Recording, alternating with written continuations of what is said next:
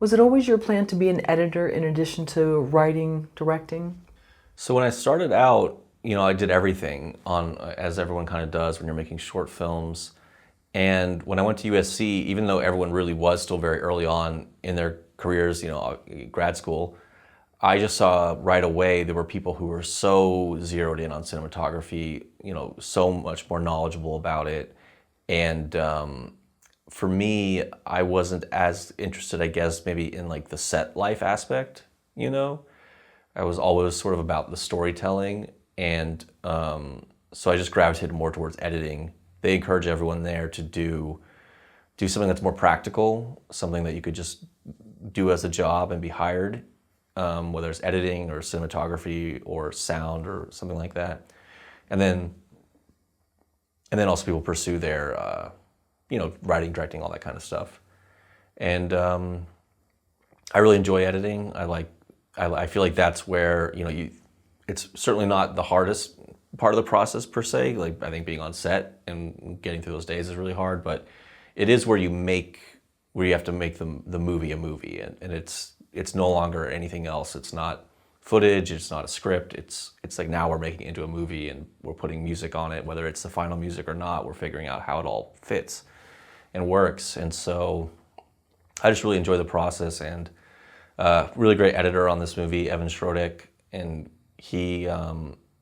I definitely value and encourage having an editor other than myself to give me perspective and kind of let me see the footage for what it is, instead of how I perceive it based on our time on set, that kind of thing, and just to have more ideas about things. And so I did some editing on the movie, but very much it's like working as like a team and bouncing things off each other and thinking about how do we tell the story the best way now that we're here with this footage we have. And it's definitely a very rewarding part of the process for me.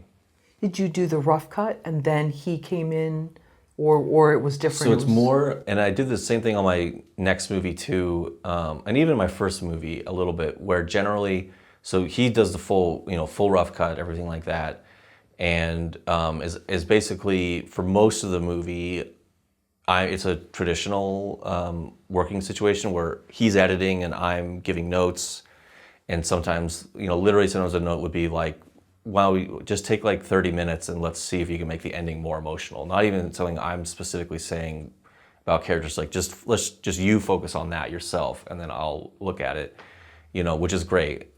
Because you don't have all the ideas or all the answers all the time.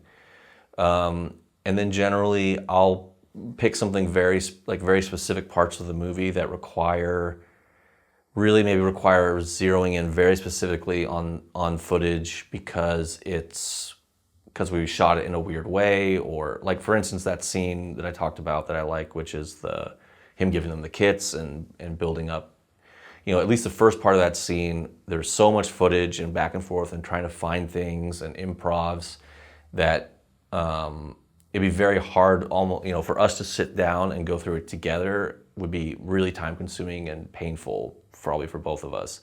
So then certain scenes like that, I would just do like my pass on, because I kind of knew from set there's only really one path through this scene, like we have so little time. You get something and you go, oh, actually that's interesting, that works. Then you move on, and then you are just putting it together in your head how it can all fit together.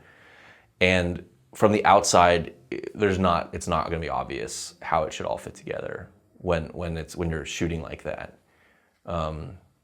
So yeah, it's kind of a situation where there's probably it's like 25% of the movie or something. I'm maybe doing an initial cut, like kind of doing a new cut, and then he's still taking that in the end and working on it. Yeah.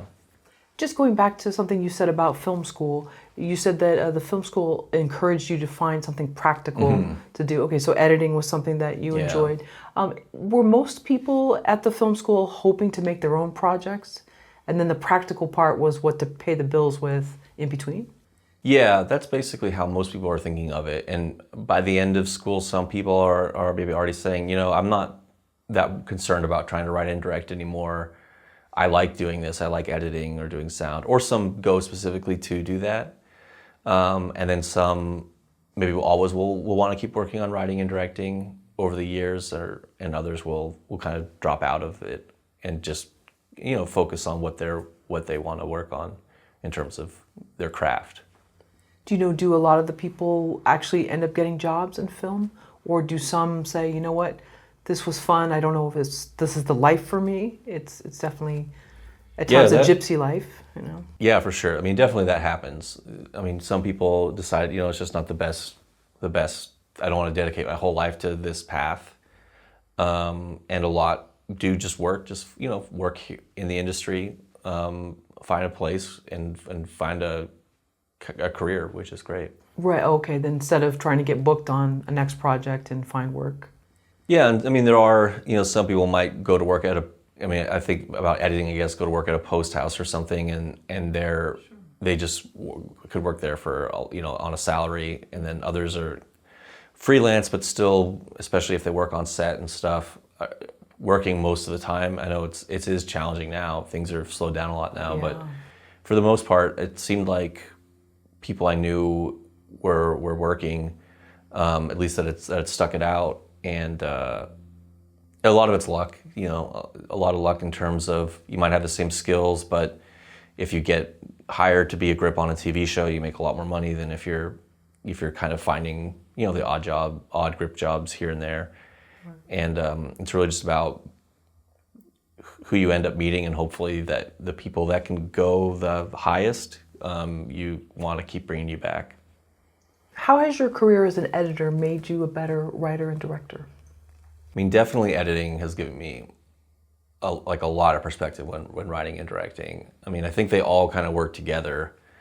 The biggest thing in terms of editing for me is I'm looking for the same thing when I'm directing that I'm looking for when I'm just watching footage and editing. You know, you're watching it and something happens and you go, okay, that's interesting, or that's the moment.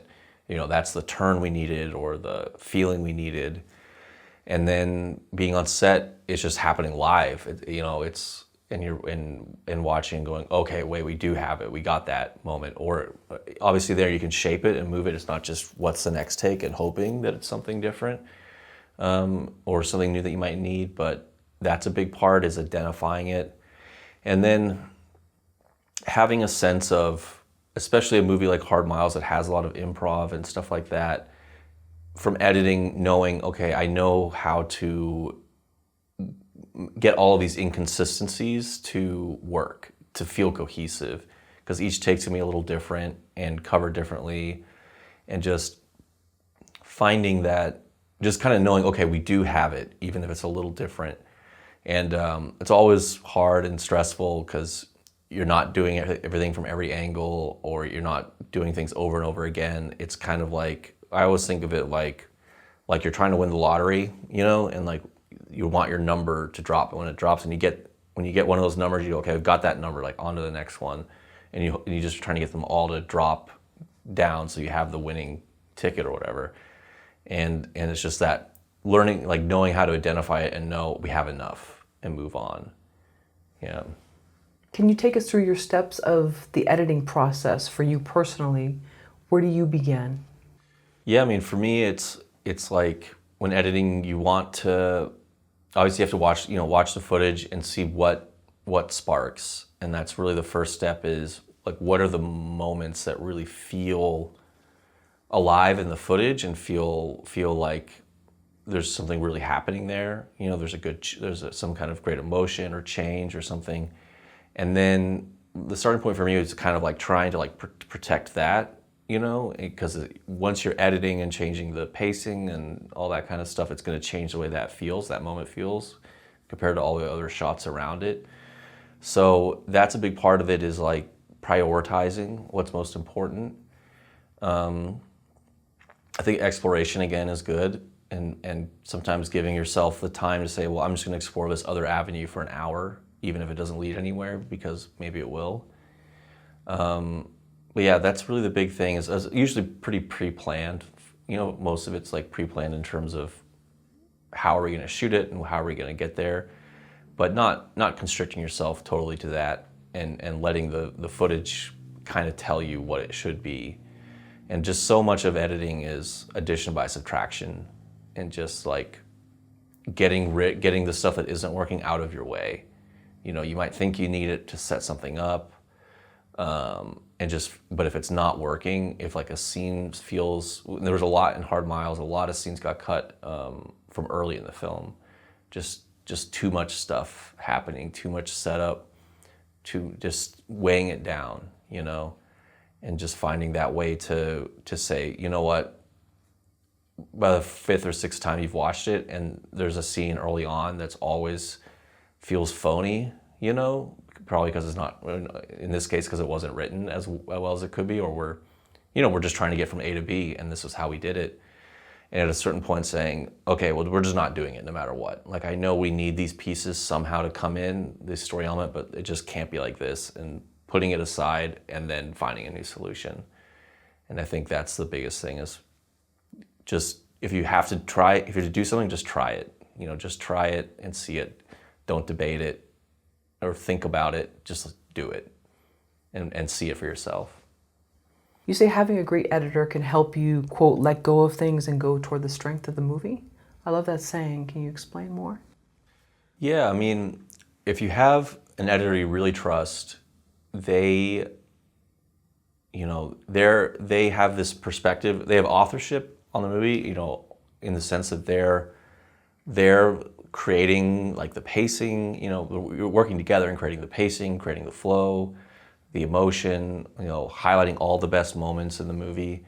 It's all an exploration. Like when you're on set and you're shooting, if a scene like doesn't quite work on the, in the writing, the actor's gonna struggle with it a little bit more. And there's always stuff that you think is an interesting idea, but it doesn't come off as truthful when it's actually, filmed and put up. And so I think really the editor's job is to kind of say, like, forget about the script a little bit, forget about the intentions, and work with what's here. This is the footage we have, and there's always things that you can always add little things to it, whether it's off-screen dialogue or voiceover or something like that, or like montage. But for the most part, this is what we're looking at, and recognizing where the strengths of the movie are. Because, in our case, we were really lucky where honestly every actor was fantastic and brought something very different and special to it. But sometimes you realize, okay, the B story, or like the C story should be the B story. Like, that's actually more compelling because I didn't realize that these actors were gonna kind of have this tension that they have, where they're actually driving a lot more of the conflict of the scene. And that's just the way that was there, but we didn't realize it as writing, like how prominent it would be. Something like that, and just keep finding like what's the best thing the movie could be, not just the best version of the script, because there's not always the same thing. Sure, and so the saying of the movie tells you what it is. Yeah, exactly. Yeah. Exactly. We hear all the time, but it sounds like, you just... Yeah, and let it, just not try and force it, and just be aware. And I think an editor, they have the distance of not being on set and not having to go through all the trials and tribulations it took maybe to get a certain shot or a certain moment, and to kind of identify, well, there's just not that much drama here, or there's just not that much conflict, to keep it driving forward, and to help make those hard choices, at least to show you this is what it's like without it. And generally, the way the movie becomes, the biggest changes I ever see in a movie, in the edit, is just getting the stuff that doesn't working out of the way. No matter what its intent was initially, is like the fastest way to elevate a movie. You could do it in like a day, just cut out everything that doesn't work and just watch it,